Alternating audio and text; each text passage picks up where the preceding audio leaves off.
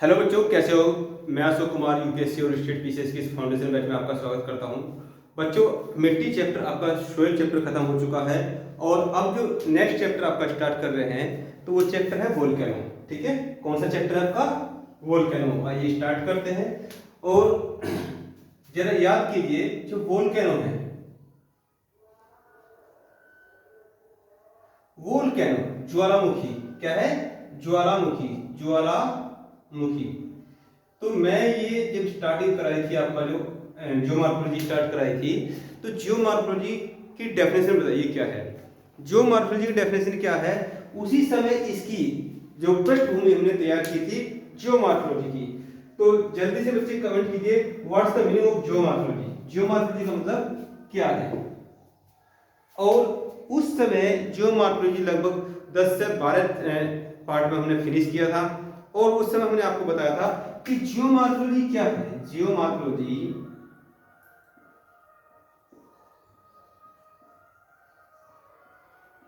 जियो का मतलब क्या होता है? The earth. मार्फो का मतलब होता है आकृति, और लॉजी का मतलब स्टडी, यानी कि भू आकृति विज्ञान। इसके अंतर्गत हम क्या करते हैं? भूमि की आकृति, इसकी संरचना, भूमि की आकृति, इसकी संरचना और क्रियाओं का अध्ययन करते हैं। क्योंकि वो चैप्टर आपके लिए बिल्कुल नया था, पहली बार जियोमॉर्फोलॉजी के बारे में, भूमि के गर्भ के बारे में आप पढ़ रहे थे, आंतरिक भाग के विषय में पढ़ रहे थे। इसीलिए उस चैप्टर को मैंने फिनिश कराने के पश्चात ये कहा था कि वोल्केनो, जो वोल्केनो है और जो अर्थक्वेक है, भूकंप है, वो चैप्टर आपके बाद में कराएंगे, उसी संबंधित था। तो जब भूमि की गर्भ के विषय में आपने जानकारी ले ली, तो हमने जियोमॉर्फोलॉजी में लिखवाया था भूमि की आकृति, इसकी संरचना, इसकी आकृति, इसकी संरचना और क्रियाओं के विषय में जानकारी लेनी थी। अब क्रिया क्या थी? ऐसी कौन सी क्रिया होती है जो भूमि के अंदर से होकर आ रही है? क्रियाएं, क्रियाओं के विषय में जानकारी लेनी थी। क्रिया तो क्या है? एक तो वोल्केनो है, एक क्या है? अर्थक्वेक है। ठीक है, तो उन क्रियाओं के विषय में अध्ययन हम अब करेंगे। ये दो चैप्टर यहाँ पर भौतिक भूगोल के अंतर्गत, फिजिकल ज्योग्राफी के अंतर्गत आपके बचे हुए हैं। उसके बाद ये फिजिकल ज्योग्राफी आपका फिनिश हो जाएगा। लगभग इसमें यदि चैप्टर के हिसाब से देखें तो 11, और यदि यूनिट के हिसाब से देखें तो 6 यूनिट हमने फिनिश की हैं। और ये भी आपको ध्यान रखना है, आने वाला जो संडे है, हम प्रतिदिन जो बैच पढ़ाते हैं वो लगभग 1 घंटे का आपका बैच होता है, 30 मिनट का होता है, 40 मिनट का होता है, इस प्रकार से बैच होता है। लेकिन हम आपको पढ़ाने के साथ साथ डबल क्लास दे रहे हैं और उसका कोई आपसे चार्ज भी ले रहे हैं, आपको प्रैक्टिस सेट के क्वेश्चन भी दे रहे हैं, टेस्ट सीरीज हम आपको फ्री दे रहे हैं। ठीक है, और ये टेस्ट सीरीज आपका सिलेक्शन कराएगी। तो इस आने वाले संडे में, आपको कहीं नहीं जाना है, ना किसी मामा का जाना, ना पापा का जाना है। केवल आपको क्या करना है? आपको पूरा का पूरा जितना हमने कराया है, लगभग हमने एटमॉस्फेयर के अंतर्गत 100 क्वेश्चन आपको कराए हैं अलग से। बेसिक क्लास कराने के पश्चात 100 क्वेश्चन कराए हैं। एटमॉस्फेयर के पश्चात फिर जो आपका आया है क्या है? फिर आपका ओशनिक करंट कराया था। एटमॉस्फेयर कराने के पश्चात ओशनिक करंट कराया था। तो ओशनिक करंट के सारे क्वेश्चन, आपका फिजिकल ज्योग्राफी के सारे क्वेश्चन, और सोइल जो वर्तमान में चल रहा है, इससे पहले आपने क्या है? वेजिटेशन किया है, वनस्पति किया है, उसके सारे क्वेश्चन आपके पूरे क्लियर होने चाहिए। उनकी प्रैक्टिस कर लेना संडे में, और मंडे में संभवतः मैं आपसे अर्थक्वेक फिनिश कराने के पश्चात मंडे पूरे का पूरा एक रिवीजन लूंगा, पूरी फिजिकल ज्योग्राफी का जितना हमने अब तक किया है। ये फिजिकल ज्योग्राफी पूरी किताब, ये पूरी का पूरा रिवीजन होगा क्वेश्चन के माध्यम से। ठीक है, ऑब्जेक्टिव टाइप क्वेश्चन के माध्यम से। तो चलिए स्टार्ट करते हैं। तो भूमि की आकृति तो आपने पहले ही पढ़ ली है जियोमॉर्फोलॉजी में, संरचना भी पढ़ ली है जियोमॉर्फोलॉजी में। बात कर रहे हैं क्रियाओं के विषय में। क्या?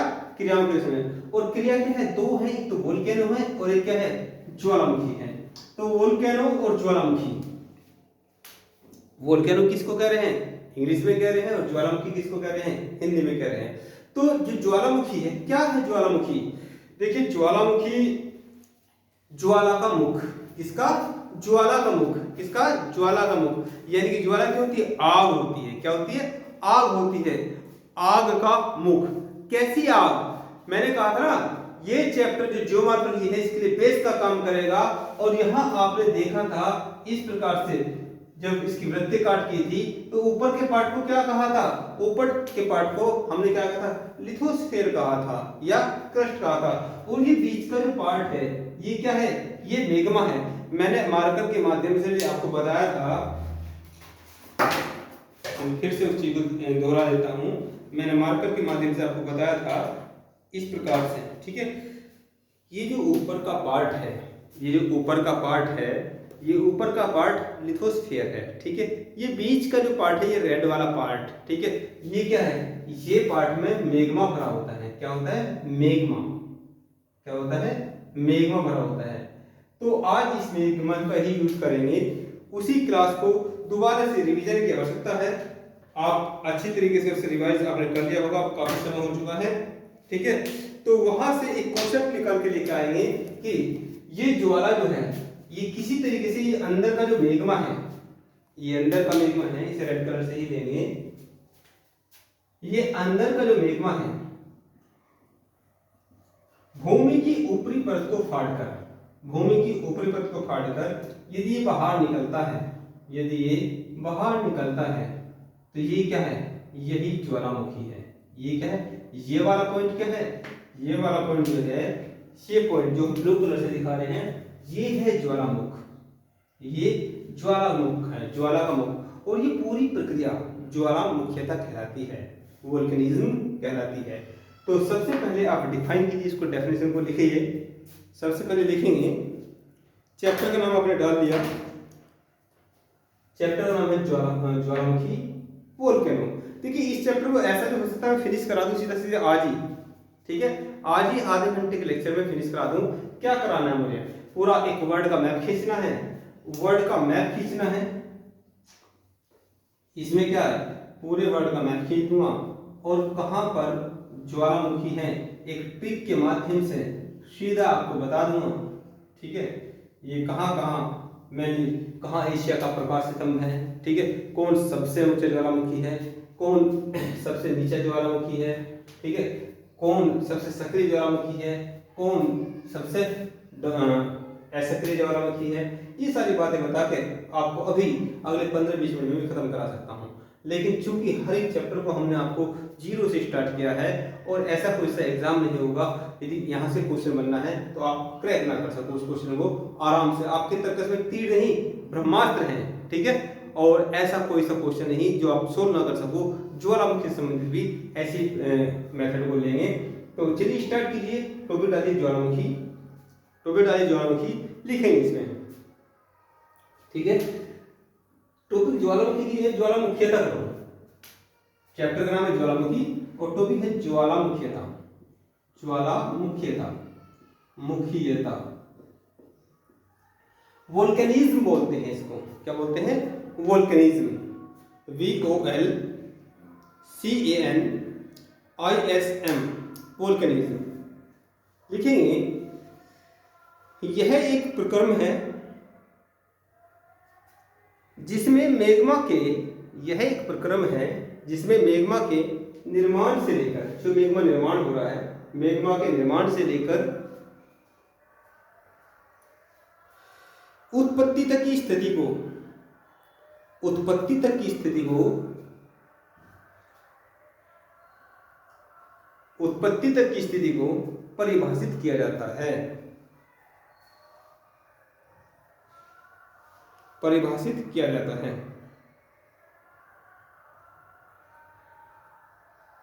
किसकी बात कर रहे हैं? वोल्केनिज्म की बात कर रहे हैं, ठीक है। इसके अंतर्गत, इसके अंतर्गत वोल्केनोज, इसके अंतर्गत वोल्केनोज और वोल्केनिटी यानी कि ज्वालामुखी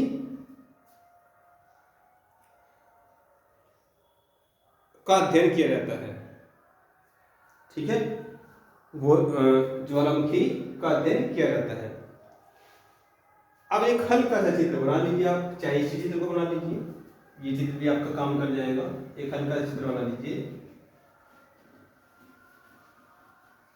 ठीक है। और ये क्या हो जाएगा?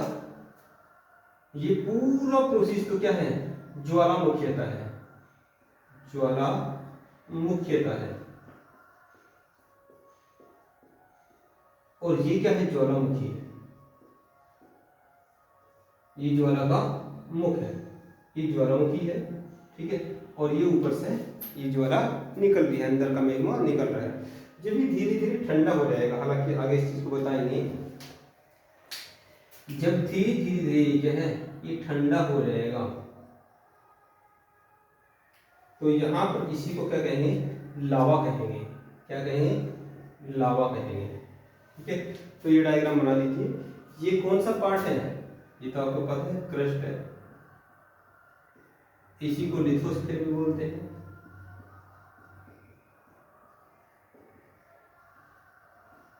ठीक है। ये क्या है, ये एस्थ्रोस्फीयर है, सीमा भी बोलते हैं, ठीक है। मध्यम परत भी बोलते हैं। अगला पॉइंट लिखेंगे ज्वालामुखी, हेडिंग डालेंगे ज्वालामुखी।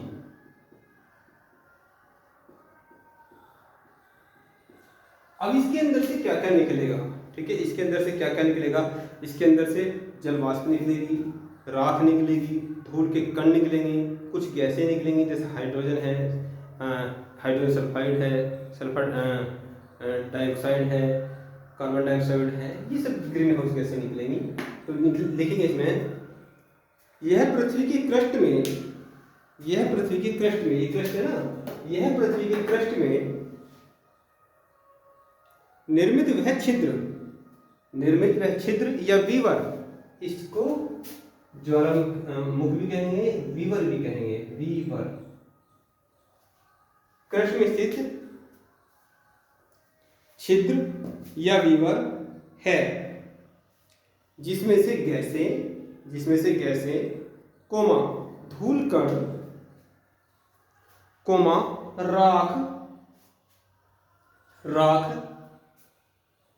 कोमा लावा आदि पदार्थ निकलते हैं। अर्थात ऐसा मुख या ऐसा मुंह जिससे आग निकलती है, जिससे आग या ज्वाला निकलती है। आग का प्रायवाची क्या है, ज्वाला है, ठीक है।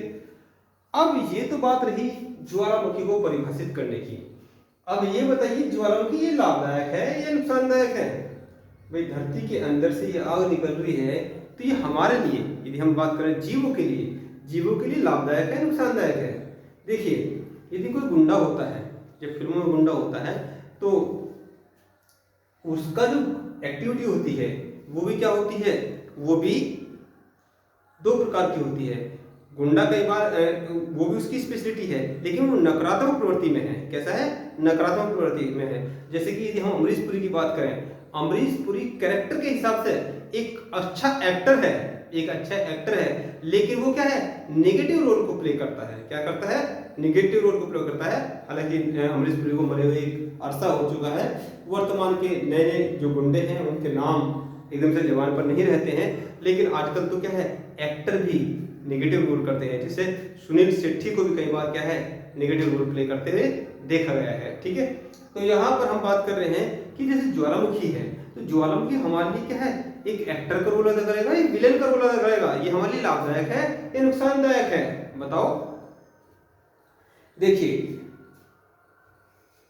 यदि हम विशेषता की बात करें, ज्वालामुखी की विशेषता, तो ज्वालामुखी की जो विशेषता है तो दो प्रकार की होंगी। विशेषता की बात करेंगे, विशेषता हेडिंग डालेंगे ज्वालामुखी की विशेषता, तो ये दो प्रकार से होंगी, पॉजिटिव भी होगी और नेगेटिव भी होगी।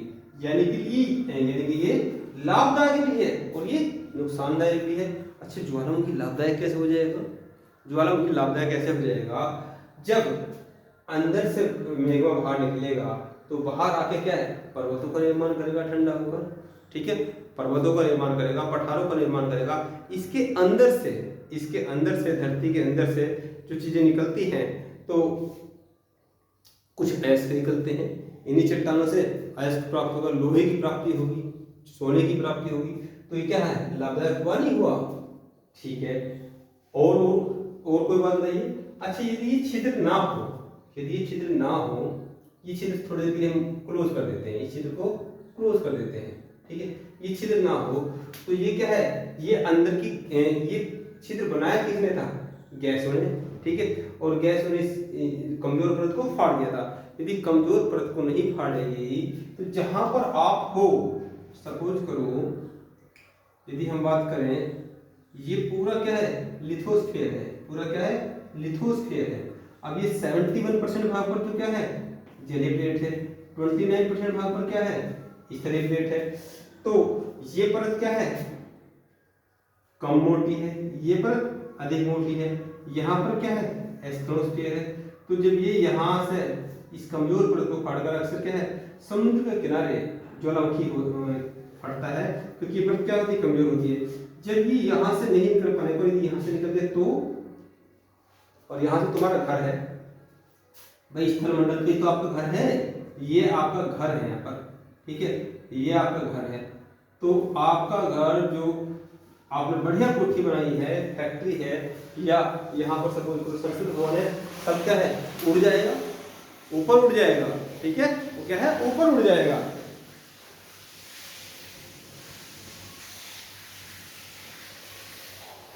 तो क्या होगा, यहाँ पर आपने जो वर्षों में, सैकड़ों वर्षों में जो भी आपने किसी शहर को बसाया है, किसी फैक्ट्री को बनाया है, कई पीढ़ियों की मेहनत एकदम से फिनिश हो जाएगी।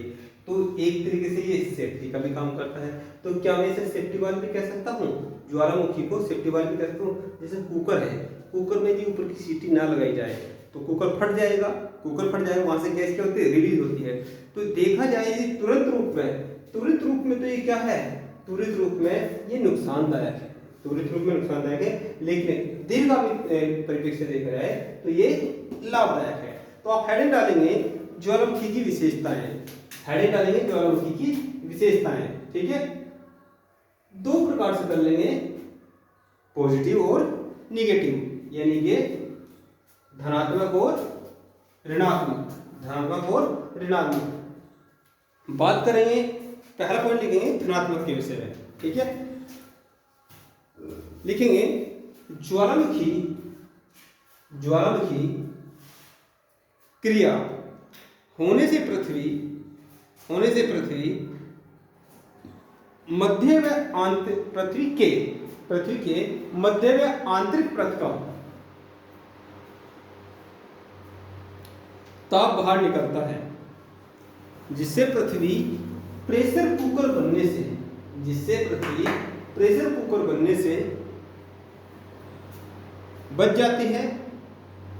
अर्थात ज्वालामुखी पृथ्वी के लिए सेफ्टी वाल्व का कार्य करता है। क्वेश्चन आया हुआ है, ज्वालामुखी पृथ्वी के लिए सेफ्टी वाल्व का कार्य करता है, सेफ्टी वाल्व का कार्य करता है, इसका सेफ्टी वाल्व का कार्य करता है। नेक्स्ट पॉइंट लेंगे, ज्वालामुखी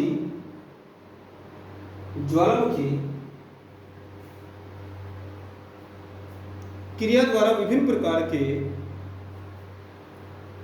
खनिज संसाधन प्राप्त होते हैं। ज्वालामुखी क्रिया द्वारा विभिन्न प्रकार के खनिज संसाधन प्राप्त होते हैं। इसलिए ज्वालामुखी को भविष्य की संपदा के रूप में भी देखा जा सकता है, भविष्य की संपदा के रूप में भी देखा जा सकता है।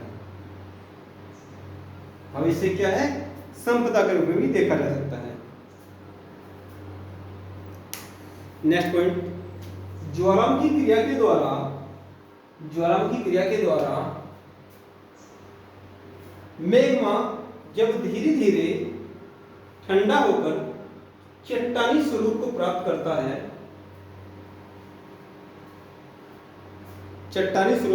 करता है, तो पर्वत, पठार, मैदान, काली मिट्टी आदि का निर्माण होता है। भाई जो बेसाल्ट चट्टाने हैं तो वो टूट के क्या है, काली मिट्टी का निर्माण करेंगे। मिट्टी वाले चैप्टर में आपने पढ़ा था, काली मिट्टी आदि का निर्माण होता है, ठीक है। ये तो हुई धनात्मक बातें, पॉजिटिव बातें। अब लिखेंगे ऋणात्मक विशेषता, निगेटिव स्पेशलिटी, ठीक है। डैश लगा लिखेंगे। त्वरित रूप में ज्वालामुखी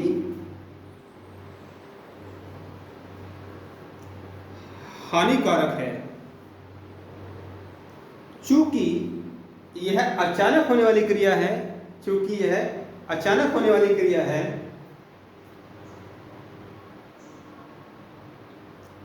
जिस कारण भूकंप, आग लगना, जो अंदर से सल्फर डाइऑक्साइड निकलेगी तो वो क्या है, वो कहीं भी गिर जाएगी, तुम्हारे खेत में गिर जाएगी, गेहूं का खेत खड़ा है उसको जला देगी, ठीक है। आग लगना, महामारी, सुनामियों की स्थिति पैदा करता है। भाई सपोज करो यहाँ पानी भर रहा है, यहाँ पर आया तो इसको ऊपर उठा देगा, सुनामी ला देगा, सुनामियों की स्थिति पैदा करता है, ठीक है। ज्वालामुखी क्रिया से होने वाली, इसमें लिखेंगे ज्वालामुखी क्रिया से होने वाली हानि को आपदा के रूप में देखा जाता है। आपदा के रूप में देखा जाता है, यानी कि ये प्राकृतिक आपदा है, आपदा के रूप में देखा जाता है। जैसे नंबर 1, यह पृथ्वी के औसत तापमान में वृद्धि कर देती है। जो टेम्परेचर होता है ये वैश्विक ग्लोबलाइजेशन को बढ़ा देती है। औसत तापमान में, यह पृथ्वी के औसत तापमान में वृद्धि कर देती है, औसत टेम्परेचर में वृद्धि कर देती है। नीचे ये लिखेंगे ब्रैकेट में, तापमान में वृद्धि करने वाली गैसों को ग्रीन हाउस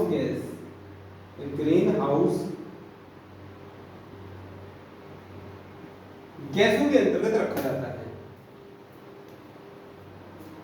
या ग्रीन हाउस गैस कहा जाता है, ठीक है। आपदा को क्लियर करेंगे, आपदा क्या है, ठीक है। आपदा और आप लिखेंगे आपदा, जैसा इसमें लिखेंगे किसी स्थान विशेष पर अचानक घटित होने वाली, घटना आपदा कही जाती है जिसमें अपार जनधन की हानि होती है, यानी कि जीव जंतु मर सकते हैं और उसमें उनका जो इंफ्रास्ट्रक्चर है वो भी डिस्टर्ब होता है। अपार जनधन की हानि होती है, जिसे क्या कहते हैं, इसमें डिजास्टर बोलते हैं। यूपीपीसीएस में तो इसके लिए क्या है, पूरा का पूरा एक सिलेबस दिया हुआ है, ठीक है। पूरा का पूरा एक बुक दी हुई है जिसे डिजास्टर मैनेजमेंट के नाम से आप पेपर में उसे पढ़ते हैं, पूरा पार्ट दिया हुआ है। क्योंकि एज ए एडीएम आपको इसको क्या है, यदि आपके क्षेत्र में कहीं आपदा आ रही है तो उसकी भी रोकथाम करनी पड़ती है। तो लिखेंगे डैश लगा के, ये 2 प्रकार की होती है। एक तो प्राकृतिक आपदा कैसी हो सकती है, प्राकृतिक आपदा हो सकती है, प्राकृतिक। नंबर 1 होती है प्राकृतिक आपदा, ठीक है। तो डैश लगा लिखेंगे प्राकृतिक आपदा में, जैसे ज्वालामुखी, ये क्या है, प्राकृतिक आपदा है, ठीक है, पृथ्वी के अंदर से गर्भ से निकल के आ रही है। भूकंप, कोमा लगा के, भूकंप, सुनामी, महामारी, जैसे प्लेग वगैरह होती थी, महामारी, इसमें लिखेंगे प्लेग, कोरोना, भाई कोरोना भी क्या है, एक महामारी थी, कोरोना है ना, कोरोना आदि। नंबर 2 लिखेंगे कृत्रिम आपदा। दूसरी आपदा कैसी हो सकती है, कृत्रिम। तो कृत्रिम आपदा कैसी है, कृत्रिम, जैसे मान लेते हैं भारत की बात करेंगे तो जब भारत क्या है आजाद हुआ तो उसके पश्चात क्या है, बहुत से लोग डराते धमकाते थे, तो भारत ने क्या है अपने आप को परमाणु संपन्न बनाया। ठीक है। तो परमाणु परीक्षण जब करेंगे, जब परमाणु परीक्षण करेंगे तो उसमें क्या है, वो कहीं ना कहीं पृथ्वी पर तो होगा, तो उस पर जो टेम्परेचर बढ़ेगा वो किसकी वजह से बढ़ेगा, वो भारत की वजह से बढ़ेगा, ठीक है। जो अभी युद्ध हो रहा है, यूक्रेन और रूस का युद्ध हो रहा है, तो आपने देख रहे हैं इतनी भीषण गर्मी इस बार पड़ रही है, वो कहीं ना कहीं वैश्विक ग्लोबलाइजेशन की वजह से है। किसकी वजह से है, वैश्विक ग्लोबलाइजेशन की वजह से है। तो लिखें कृत्रिम आपदा में परमाणु परीक्षण, डैश लगा लेंगे, परमाणु परीक्षण कोमा आग लगना, आग लगना कोमा डैम बनना, डैम बनना कोमा खनन। अब डैम बनने से कैसे प्राकृतिक आपदा मतलब ये हो सकता है कि उसको हम आपदा के रूप में देख सकते हैं। तो डैम बनने से क्या होगा, किसी स्थान विशेष पर पृथ्वी पर दाब बढ़ेगा, क्या है, प्रेशर बढ़ेगा, प्रेशर बढ़ेगा तो वहां से क्या है, उधर से ये ज्वालामुखी की स्थिति भी पैदा हो सकती है, ठीक है। या खनन होना, लगातार खनन करते जा रहे हैं, करते जा रहे हैं, यहाँ से ये खोद, यहाँ से खोद दिया, इससे भी नीचे क्या है, जब गैर कानूनी तरीके से करते हैं तो वो जितना कोयला निकल रहा है खोदते जाएंगे और यहाँ से क्या है, एटमॉस्फेयर यहाँ से बाहर निकल जाएगा, ठीक है। तो ये क्या है, ये कृत्रिम कारण है। तो अब बात करते हैं अगला पॉइंट, ज्वालामुखी से कौन कौन से पदार्थ उत्सर्जित होते हैं, ठीक है। अब ज्वाला के मुख से अंदर से कौन कौन से पदार्थ उत्सर्जित होते हैं। ज्वालामुखी को तो पढ़ लिया आपने, ये एक प्राकृतिक आपदा भी है, इस बात को भी देख लिया। तो उत्सर्जित पदार्थ हेडिंग डालेंगे, उत्सर्जित पदार्थ, ठीक है, उत्सर्जित पदार्थ। इसके अंदर से क्या क्या निकलेगा, उत्सर्जित पदार्थ। तो उत्सर्जित पदार्थ क्या होते हैं, जो इसके अंदर से निकल रहे हैं। अब इसको क्या है, इसको हमने पहले बंद किया था, तो इसको खोलना पड़ेगा, इसको खोलना पड़ेगा, ठीक है। ये अंदर से किसी इस कारण विशेष से हमने क्या किया था, वो ओपन किया था, बंद किया था, ठीक है। उत्सर्जित पदार्थ तो लिखेंगे ज्वालामुख से निकलने वाले, ज्वालामुख से निकलने वाले, यहाँ से निकल रहा है तो क्या निकल रहा है, धूलकण, धूलकण, जल वाष्प, एटमॉस्फेयर में जल वाष्प को आपने इसी तरीके से पढ़ा है। जल वाष्प क्या फॉर्मूला होता है, H2, गैसें,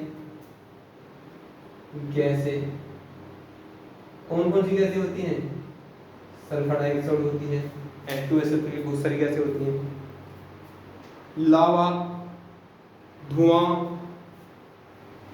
लावा निकल रहा है, लावा, धुआं निकल रहा है,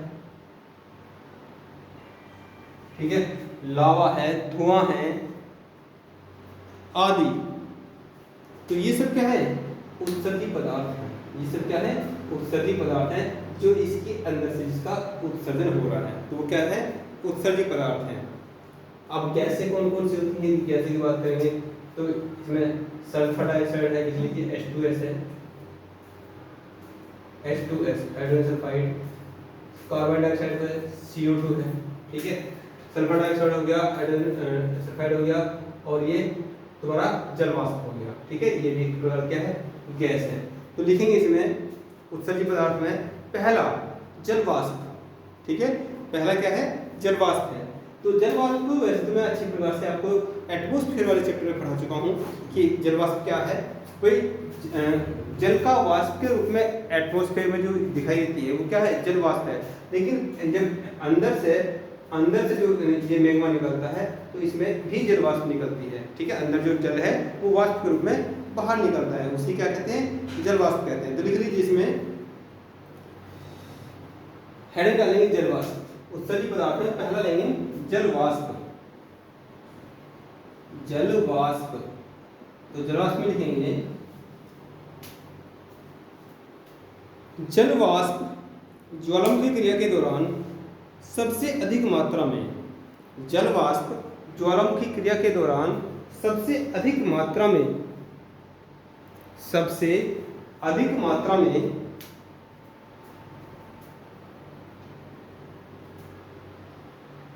निकलने वाली यौगिक गैस है। यौगिक गैस क्यों है? इसका फॉर्मूला है H2O। हाइड्रोजन है और ऑक्सीजन है, दो गैस है, तो योग हो रहा है दोनों का, यौगिक गैस है। ठीक है, यौगिक गैस है जो पृथ्वी की ऊपरी सतह पर, जो पृथ्वी की ऊपरी सतह पर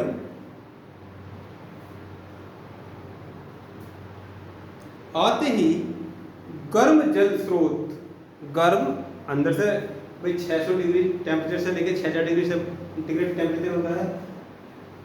ठीक है, ऊपरी सतह पर आते ही गर्म जल स्रोत के रूप में बदल जाती है या परिणित हो जाती है। इसी को हॉट स्प्रिंग कहते हैं। अंदर से ये फुहारे के रूप में बाहर निकलेगी, इसी क्या कहेंगे? हॉट स्प्रिंग कहेंगे। हॉट स्प्रिंग, गर्म जल का फुहारा। ठीक है, इसी को हॉट स्प्रिंग या गीजर या गीजर कहा जाता है। हॉट स्प्रिंग कह दो, गीजर कह दो या गीजर कह दो। ये क्या है? गीजर है। ठीक है, एग्जाम्पल में लिखेंगे यूएसए, एग्जाम्पल में लिखेंगे यूएसए यानी कि अमेरिका का। ठीक है, ऐसा कहाँ देखने को मिलता है गर्म गैस का फुहारा? तो ये येलोस्टोन पार्क है। ये जो हमारा अमेरिका है, अमेरिका में ये वाला पार्ट जो है, ये यूएसए पार्ट है, USA United states of America. तो यहाँ पर ये क्या है? येलोस्टोन पार्क है। क्या है ये? येलोस्टोन पार्क है।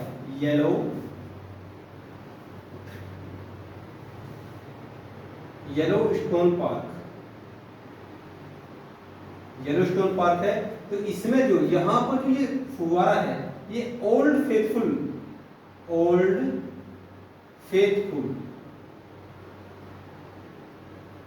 अब तुम्हारी तरह इस तरीके से नाम थोड़े रखेंगे कि जैसे सपोज करो तुम दुकान खोल रहे हो, तुम्हारे पापा दुकान खोल रहे हैं तो लिख रहे हैं सोनू किराना स्टोर, तो ऐसा थोड़ी नाम रखेंगे। जो भाषा को यूज करते हैं वो यूज करेंगे। अब आप इसे इंग्लिश में लिखना चाहे इंग्लिश में लिख लीजिए, हिंदी में लिखना चाहे हिंदी में लिख लीजिए। Yellowstone park, yellow stone park. ठीक है, अब ये सोनू किराना स्टोर थोड़ी रखा जाएगा इसका नाम। तो यहाँ पर अमेरिका में इस प्रकार का गर्म गैस का जो फुहारा है वो क्या है? येलोस्टोन पार्क में है। ठीक है, और उस फुहारे का नाम क्या है? Old faithful geyser. ठीक है, तो आपने एग्जांपल लिख लीजिए इसको, और इसका डायग्राम बनाना चाहे तो डायग्राम बना लीजिए। ठीक है, बात करते हैं, ये तो रही पहली गैस। पहली गैस कौन सी?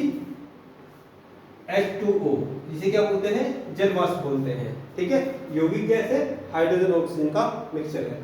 दूसरी बात करेंगे दूसरी गैस की, CO2, कार्बन डाइऑक्साइड। अच्छा, एक बात और भी बता दूं आपको, जो वर्तमान में इस समय जो एटमॉस्फेयर में गर्मी है, वो गर्मी भी कहीं ना कहीं इस जल वाष्प के कारण ही है, इस जल वाष्प के कारण ही है। लेकिन हमारे आसपास क्या है? कोई ज्वालामुखी तो फट नहीं रहा है। ठीक है, लेकिन यहाँ से जो ये रूस और इसका यूक्रेन का जो युद्ध हो रहा है, जो रूस और यूक्रेन का युद्ध हो रहा है, उससे वैश्विक ग्लोबलाइजेशन बढ़ा है। उसकी वजह से इस बार एटमॉस्फेयर में ज़्यादा गर्मी है। और दूसरा ये होता है कि सूर्य की किरणों के कारण, क्योंकि हम कर्क रेखा के पास में है, तो सूर्य की डायरेक्ट किरणों के कारण जून के महीने में, गर्मी के महीने में तो हर बार गर्मी पड़ती थी।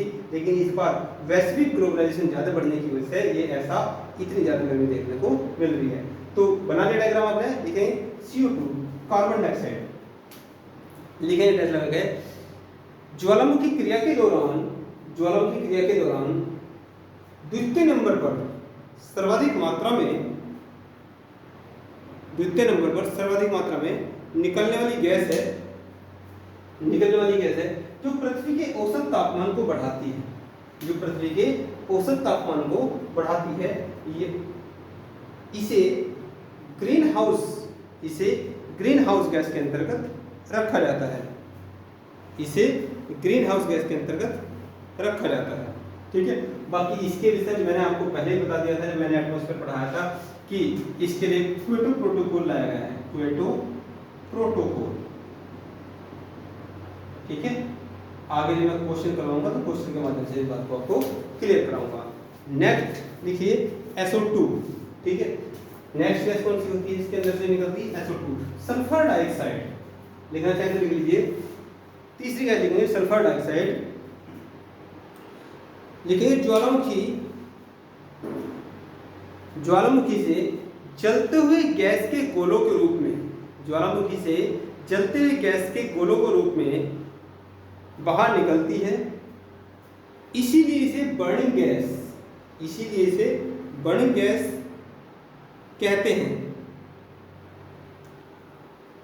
और जिस हिस्से पर भी पृथ्वी की गिरती है वहां पर तबाही मचा देती है, इसलिए इसे प्राकृतिक विस्फोटक, जैसे बम फेंक दिया हो, इसलिए इसे प्राकृतिक विस्फोटक या सोलभ तारा भी कहा जाता है। प्राकृतिक विस्फोटक या सोलभ तारा, इसको SO2 को क्या कहते हैं? सोलभ तारा भी कहते हैं। सोलभ तारा, प्राकृतिक विस्फोटक या सोलभ तारा कहा जाता है, ठीक है, सोलभ तारा कहा जाता है। नेक्स्ट बात करेंगे, ये तो रही वो चीजें जो अंदर से बाहर निकल रही हैं। बाकी धूल कण क्या होता है इसके वजह से आपको ज्यादा चीज पढ़नी लगती है। सब एटमॉस्फेयर इसलिए आपको पहले कराया गया था, ठीक है, इसलिए मैंने एटमॉस्फेयर आपको पहले करा दिया था। तो लिखेंगे कृत्रिम ज्वालामुखी। ये तो बात रही ज्वालामुखी समझ। अब कृत्रिम ज्वालामुखी, देखिए जो भट्टे होते हैं, ईंट बनाने वाले जो भट्टे होते हैं, जो फैक्ट्रियों की चिमनियाँ होती हैं, उनसे भी इसी प्रकार के क्या है, धुआं, आग बाहर निकलती है, ठीक है। तो वो क्या है, वो कृत्रिम ज्वालामुखी है, और वो भी एटमॉस्फेयर में वैश्विक ग्लोबलाइजेशन को बढ़ाते हैं। इसलिए जो फैक्ट्रियों की चिमनियाँ होती हैं, जो भट्टों की चिमनियाँ होती हैं, उनको विशेष इंस्ट्रक्शन दिया गया है कि इनको इतनी हाइट होनी चाहिए, उससे कम हाइट है तो उनका रजिस्ट्रेशन कैंसिल कर देते हैं। तो लिखेंगे कृत्रिम ज्वालामुखी। लिखेंगे किसी भी देश में परंपरागत ईंधनों के दहन से, किसी भी देश में परंपरागत ईंधनों के दहन से, परंपरागत ईंधन क्या होता है भाई, जो गन्ने की खोज होती है वही तो क्या है, जब पत्ती होती है, कबाड़ होता है, वही तो भट्टों में जलता है ईंट को तपाने के लिए। देखिए किसी भी देश में परंपरागत ईंधनों के दहन से CO2, SO2, CO2 मतलब कार्बन डाइऑक्साइड, SO2 मतलब sulphur dioxide, CH4 methane, bracket में लिखते रहना, आदि विषाक्त गैसें बाहर निकलती हैं। विषाक्त मतलब जो विष घोलती हैं एटमॉस्फेयर में, विषाक्त गैसें बाहर निकलती हैं, जो वातावरण पर नकारात्मक प्रभाव डालती हैं, जो वातावरण पर नकारात्मक प्रभाव डालती हैं। ये गैसें उद्योगों की चिमनियों से बाहर निकलती हैं, इसीलिए इन्हें कृत्रिम ज्वालामुखी कहा गया है। ये तो बात रही कृत्रिम ज्वालामुखी की। अब अगर अपन डालेंगे धूम्रनगर, ये धूम्रनगर क्या चीज है, जहां पर इस प्रकार का ज्यादा वैश्विक ग्लोबलाइजेशन में कृत्रिम तरीके से उसके वैश्विक ताप को ज़्यादा बढ़ाया जाता है, जिस सिटी में उसे धूम्रनगर की संज्ञा दे दी जाती है। जैसे दिल्ली में है, पूरा इंडस्ट्रियल एरिया है, ठीक है, जैसे चीन में शंघाई में। तो देखिए इसमें जब उद्योगों से निकलने वाला धुआं नगरों को प्रभावित करता है,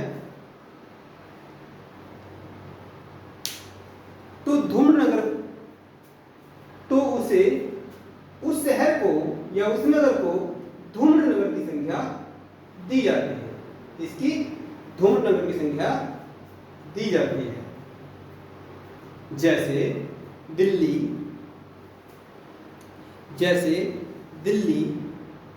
शंघाई, जैसे दिल्ली और शंघाई, इनको धूम्रनगर कहा गया है, ठीक है।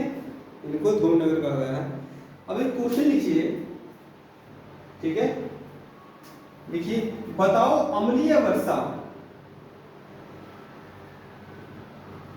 एक क्वेश्चन लिखेंगे बताओ अम्लीय वर्षा निम्न में से किसकी वजह से होती है?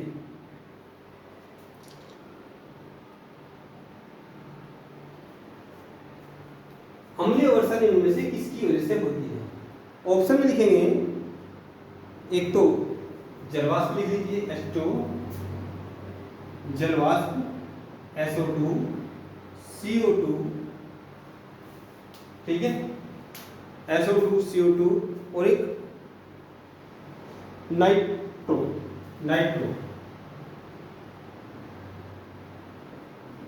ठीक है।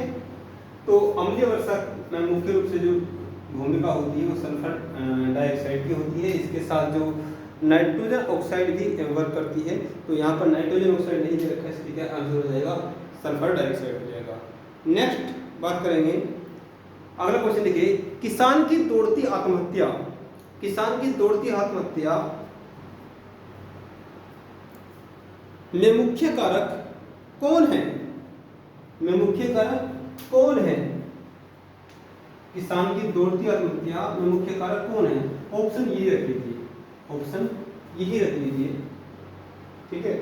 तो देखिए मैंने अभी भी आपको बताया सल्फर डाइऑक्साइड क्या होती है, गैस के, गर्म गैस के गोलों के रूप में बाहर निकलती है और जैसी भूमि की ऊपरी परत पर, आपने पढ़ा था संस्तरण के रूप में मृदा को पढ़ा था, ये ऊपर का ये है ओ लेयर है ना, ये ए संस्तर है, बी संस्तर है, सी संस्तर है और ये डी संस्तर है। तो जब ऊपर से गैस का गोला आएगा, ये ऊपर की परत को क्या है, इसे विखंडित कर देगा, बहा देगा, तो पेड़ पौधे, उसकी वनस्पति किसान की कहाँ हो पाएगी? तो किसान ऐसे खड़ा है, उसकी जो आत्मा है वो दौड़ती हुई जा रही है, क्या है, तो किसान की दौड़ती आत्महत्या किसको कहते हैं? सल्फर डाइऑक्साइड को कहते हैं, क्योंकि भूमि की ऊपरी परत को बहा देती है, ठीक है। तो ऑप्शन में यही दिखा था, आपने ये लिख लीजिए। धूल कण, इस पॉइंट को क्लियर कर लेते हैं, धूल कण को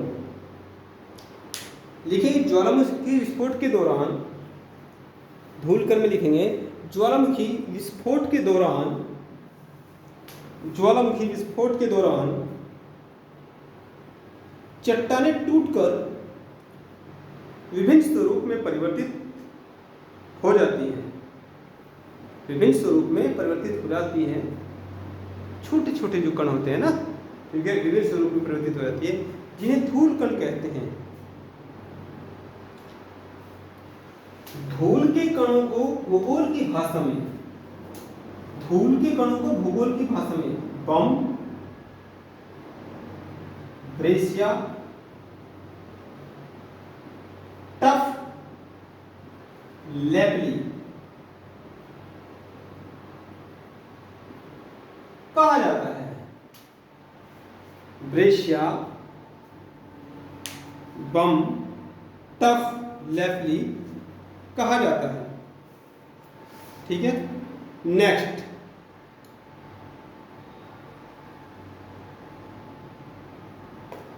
धुआं, अगला पॉइंट लिखेंगे धुआं, जो ज्वालामुखी क्रिया के दौरान जो धुआं निकलता है वही धुएं की बात कर रहे हैं।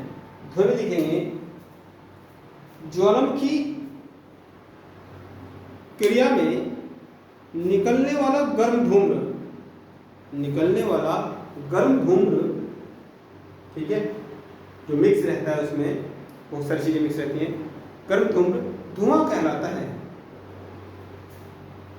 जहां से यह निकलता है, जहां से यह निकलता है, जहां से निकल रहा है उसे फ्यूम रल्स, फ्यूमरल्स कहा जाता है।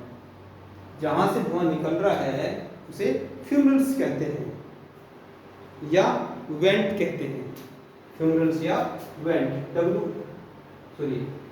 VENT या वेंट कहते हैं, ठीक है। नेक्स्ट बात करेंगे मेग्मा।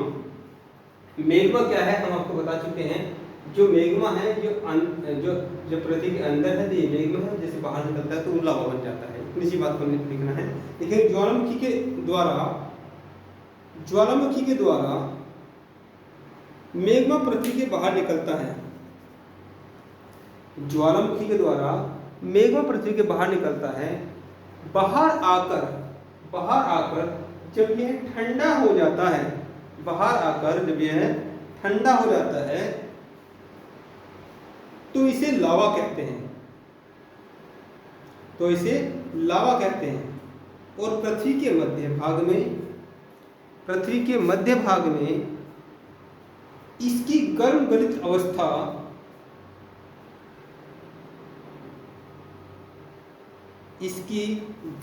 अवस्था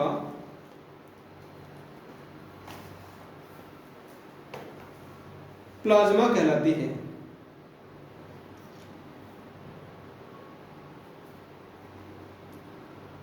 यही प्लाज्मा जब द्रवित अवस्था में होता है, यानी कि फ्लो करने लगता है, तो मैग्मा कहलाता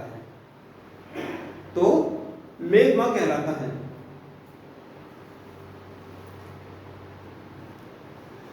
अब आपसे कि कोई ये पूछे, मैं आपको पढ़ा भी चुका हूं कि ये गर्म क्यों होता है, ये चीज इतना गर्म क्यों होता है।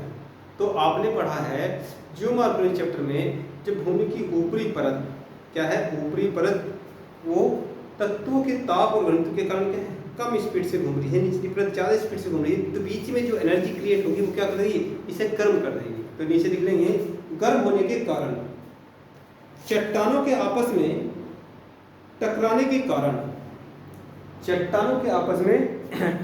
कारण ताप व दाब में वृद्धि हो जाती है। जहां पर चट्टानें आपस में, हालांकि ये बातें आपको बता चुके हैं, जहां पर चट्टानें आपस में टकराती हैं उस क्षेत्र को बेनिउफ जोन कहते हैं। ठीक है, ये सब बातें आपको जियोमॉर्फोलॉजी में हमने करा दी थी। ठीक है, तो अब यहीं तक आप इसको रिवाइज कर लीजिए अच्छी तरीके से। इसके